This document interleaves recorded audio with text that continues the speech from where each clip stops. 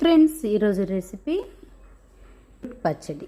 ఎంతో టేస్టీ అయినా హెల్తీ అయిన బీట్రూట్ చట్నీని అయితే ప్రిపేర్ చేద్దాం. ముందుగా కడిగి తోలు తీసి పెట్టిన బీట్రూట్ని అయితే ఆ విధంగా ముక్కలుగా చేసుకోవాలి.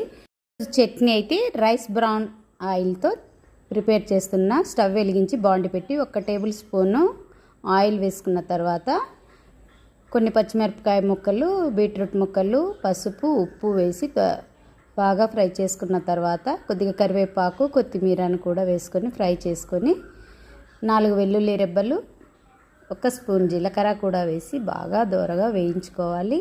ఇప్పుడు కాస్త చింతపండునైతే వేసుకోవాలి. వీటన్నిటిని వేగిన తర్వాత పక్కకైతే తీసి పెట్టుకుందాం. బాండిలో ఉల్లిపాయ ముక్కలు కూడా ఫ్రై చేసుకొని పక్కనైతే ఉంచుదాం. అంతా చల్లారిన తర్వాత ఒక చిన్న మిక్సీ జార్లోకి అంత మిశ్రమాన్ని వేసుకొని రుచికి తగినంత ఉప్పు వేసుకొని ఒక్కసారి గ్రైండ్ చేసుకొని ఫ్రై చేసి పెట్టిన ఉల్లిపాయ ముక్కలు